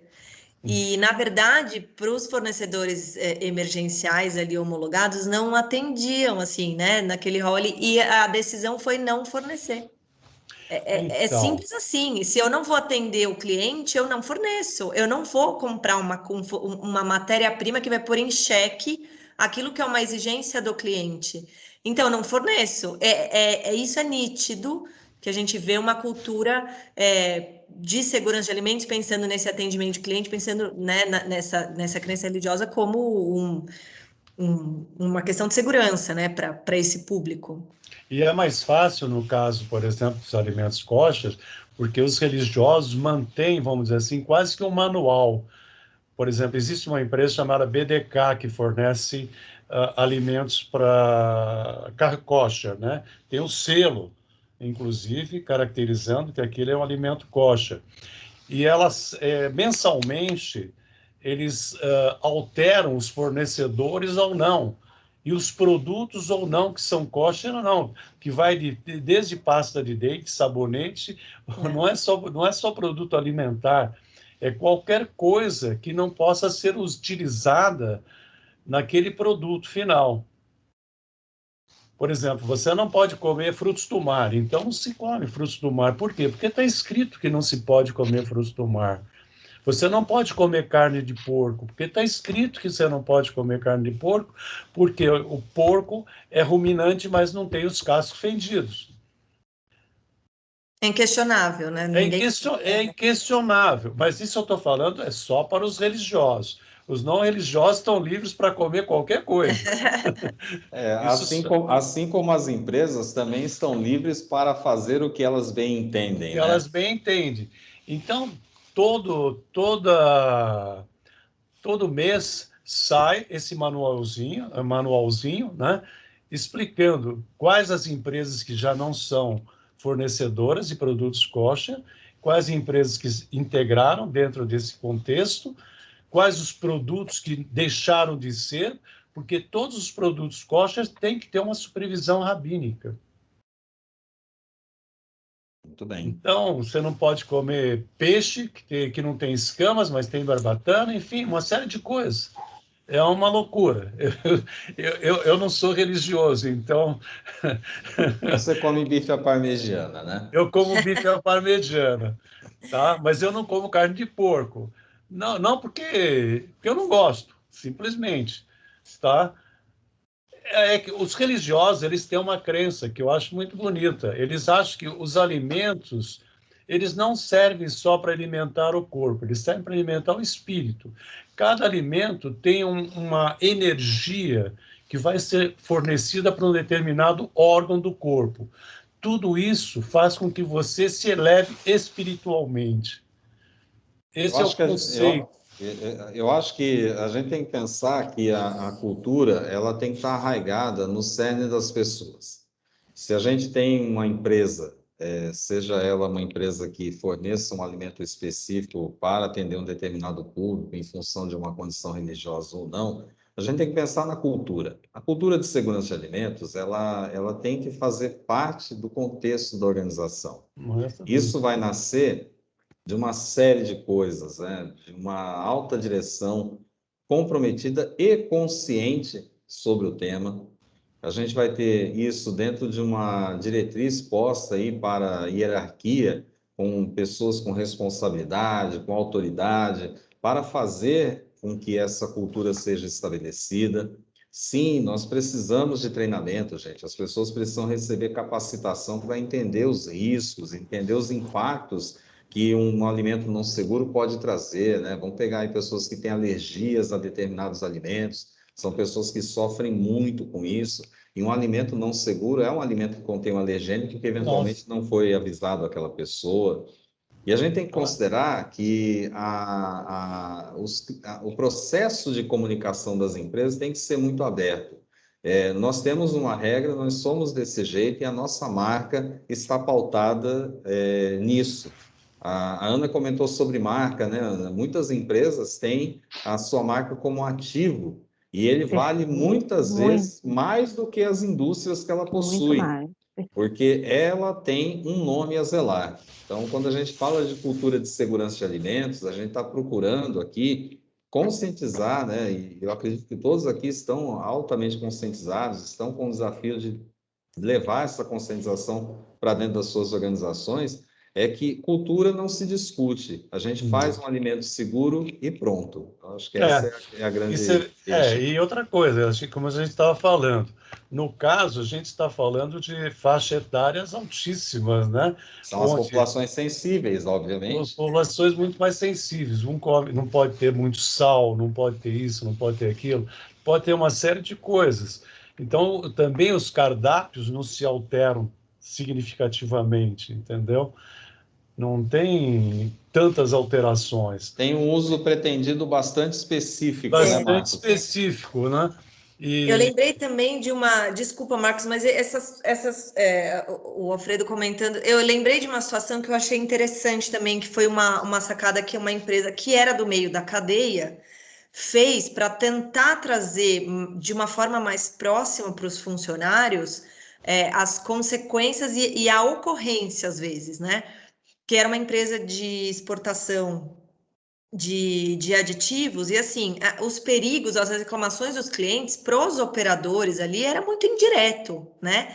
Então, assim, eles começaram a tentar, dentro daquilo que eles conseguiam pegar fisicamente, né, ter contato ali, né, quando devolver o produto, expor isso para os funcionários. E aí você começa a ver de uma forma próxima e nítida, né, as falhas dos controles ali dos processos e as ocorrências, né? Porque o cara tá ali e ele, mas o meu produto tá muito indireto, porque, né, tá no meio da cadeia, ainda vai exportar, tá lá longe. A reclamação do cliente chega para o saque e não chega para o cara, né? Mas ali tá na cara dele, a exposição com o histórico, com a data, com o cliente. Então, assim, já é um impacto, né? Quando o Alfredo fala, por exemplo, de alergênico, se você vê foto de uma criança com uma crise de alergia, aquilo não tem como não chocar, né? Uhum. Então você começa a ter uma visão bem diferente da segregação do produto, da prevenção da contaminação cruzada, da validação da higienização, né? E por aí vai. Eu não sei se tem gente aqui que não sei se dá para abrir a câmera ou não, mas assim, eu acho que dá para a gente puxar aqui, de acordo com essa exigência da norma, se alguém tem alguma experiência dentro da organização de implementar realmente um plano de cultura, de ter pego essa mudança, essa transição de uma cultura aí de segurança de alimentos. Alguém? Débora, tá aí. A Débora é uma das primeiras que está aqui. Não sei se ela tá por aí. Oi, tô aqui sim. Tava só tirando do mudo. Eu não sei, da empresa que a gente estava dando uma olhada na lista aqui. Você tem alguma experiência em relação à cultura aí na sua empresa, essa transição, essa mudança, esse desafio de implementar? Na verdade, acho que a gente está buscando entender essa transição agora disso estar na norma, né, para atender essa questão da norma, mas a gente tem trabalhado já há muito tempo, desde quando a gente começou nos processos de busca pelas certificações, né, que hoje a gente é certificado BRC, no passado a gente era certificado FSC. Nossa, uma mudança considerável. A descentralização do conhecimento, né, e da responsabilidade. Então foi um trabalho bem de formiguinha, e aí uma experiência que a gente tem, e eu acredito muito ainda nela, nesse momento de transição onde esse item é auditado, porque às vezes a gente busca os grandes exemplos da cultura, né, então você pensa no exemplo mesmo que a gente estava conversando aqui, né, da matéria-prima, que está centralizado na qualidade, né. Quando a gente vai fazer o treinamento com as pessoas, eu sempre falo que, a construção dessa cultura são nas pequenas coisas, né. Quando a gente fala muito de lavar a mão, né, ou de adorno, né, aí a gente vê às vezes um salto muito grande, porque o pessoal do operacional faz, e aí a gente recebe uma visita de alguém de um executivo, e aí ninguém fala com ele que ele não pode fazer, né. Ou a gente tem uma regra que não pode comer, e aí não é aplicado porque aquela pessoa, não precisa, porque ela não é daqui, ela é de vendas, é um Exato. cliente, vai pegar mal. Então aí eu acho que você constrói a cultura, né. E Exatamente. cada cidade, cada planta, a gente é uma empresa que tem plantas em vários lugares do mundo, né. Isso é uma coisa que eu brinco muito, por exemplo, a minha chefe, que é de uma planta nos Estados Unidos, quando ela veio na nossa planta, ela foi comer uma barrinha de cereal na minha mesa, porque é muito comum nos Estados Unidos, e minha mesa é no escritório, é fora da fábrica, totalmente distante. Só que a gente tem a regra de ninguém comer em lugar nenhum que não seja no refeitório, para exatamente facilitar, já que o pessoal da produção não pode, a gente também não vai poder e vamos fazer o uniforme. E aí quando Padrão, ela né? abriu, aí eu falei assim, "Olha, desculpa, mas a gente não pode comer aqui. Eu sei que é normal nas outras plantas, mas a gente não pode comer aqui". Ela falou: "Não, Débora, perfeito, aqui tem que ser as regras, é daqui mesmo", né. E aí todo mundo depois foi falando: "Débora, você tá doida? Você falou isso pra sua chefe?" Eu falei: "É, a regra é pra todo mundo, é pra todo mundo, a pequena e a grande. Se a gente quebrar, né? Como eu vou ter coragem de ir lá e falar para as pessoas que isso é importante? Então, acho que o caminho que a gente, e por sorte, né, eu me considero felizada nesse aspecto, realmente a direção sempre apoiou esse tipo de coisa, então a gente não, isso foi disseminando. Então, as pessoas hoje falam isso, né? Temos muitos desafios, sim, não é um mundo de rosas, por isso que a gente sempre busca conhecer mais, mas eu acho que a gente vai conseguir a transformação nas pequenas ações, porque a pessoa vai saber que ela tem que fazer isso é no registro, sabe? Quando você acha que você pode ir lá anotar depois, você não vai conseguir implementar a cultura, né? Então, um exatamente. rascunho, uma rasura, então a gente tenta aqui trabalhar nessas questões pequenas, que são fáceis até das pessoas entenderem, e a gente sempre trabalha com isso, assim, a gente faz isso porque é o certo, né, É. e é o certo dentro da nossa cultura aqui, né, pode ser que em outro lugar seja diferente, porque tem Aham. outra legislação, né, então, mas aqui a gente tem que combinar, e é dessa forma que a gente tem trabalhado. É muito difícil, mas hoje eu considero que a gente conseguiu avançar um pouco desses 6 anos que a gente 8 anos que a gente é certificado, né, de ter um processo mais descentralizado, onde a gente tem colaboradores mesmo, tomando conta um do outro, implementando, É né, então isso. É quando ele se preocupa também com, né, com não só com o setor dele, né, mas olha, ele vai e avisa, e isso tem tudo a ver com gestão de pessoas, porque pode pôr em xeque também ali a relação entre eles. Esse exemplo que você deu, eu achei muito interessante, porque assim, eu aposto que essa pessoa nunca mais vai fazer isso dentro da planta de vocês, porque ela realmente entendeu que aquilo ali não é aceito. Então, assim, é muito significativo, aquilo marca, a pessoa não sim, vai fazer de novo. exato, e não é problema de igual a gente falou, é da mesma empresa, só que o que você falou me tocou muito, cada unidade, É, cada planta tem a sua cultura e ela tem que, a gente tem que conseguir trabalhar essa, não precisa, não dá para copiar de outro lugar, porque tem que ser o que exatamente, funciona para aquelas pessoas, né, o que vai ser o recado, o exemplo para aquelas pessoas da sua unidade. Então a gente também tem que aprender a exatamente, customizar, principalmente empresas que têm várias unidades e vêm diretrizes, às vezes, corporativas. A gente não pode esperar que o corporativo vai implementar tudo. exatamente, exatamente. Perfeito, são exemplos, né? Cada empresa vai ter que avaliar aí o seu próprio processo e fazer uma avaliação, um diagnóstico para ver o que precisa ser feito. Eu acho que é exatamente isso, assim, e você me lembrou também, tem um colega meu que ele fala assim, uma empresa é feita de detalhes, ele fala muito isso. É nos detalhes que a gente tem que ir. Às vezes a gente fica esperando mudanças, né, estratosféricas, mas na verdade é uma atitude, às vezes é mais simples do que parece. E você tem mudanças que impactam bastante, né? Então, esse é um exemplo claro, né? A questão também, eu lembro muito dessa questão da integração, né? Você fazer a integração de um a um, o quanto isso não melhora o teu processo, o quanto isso não acaba disseminando até para os funcionários, né, que já estão lá dentro. Bom, gente, eu acho que foi bem interessante, eu espero ter atendido a expectativa aí de quem está participando. Vai ter mais desdobramento, tá? Então vai ter mais um artigo aí. Eu me mantenho também à disposição para a gente manter uma comunicação, né? Eventualmente, quem tiver alguma dúvida, ou o pessoal que está assistindo a gravação também, a gente tem os canais aqui de comunicação da XP4. Vou fazer questão de responder um a um e discutir, debater. Eu sou muito a favor da gente trocar, porque eu acho que é assim que agrega para todos. E um exemplo aqui, outro ali, a gente vai conseguindo entender, na minha organização pode ser que funcione, né? E eu acho que é por aí. Alfredo, quer. Eu quero agradecer, né, Camila? Primeiramente pela sua disposição em estar conosco, assim como todos os que aqui estão. Muito obrigado pelo prestígio, por ter estado conosco aqui. É uma honra para nós recebê-los, em um momento de discussão de um tema tão relevante, né? Para nós aqui é muito importante poder contribuir, porque a Cleide ela fala um tema que a gente discute muito aqui dentro da XP4, nós somos uma rede, tá?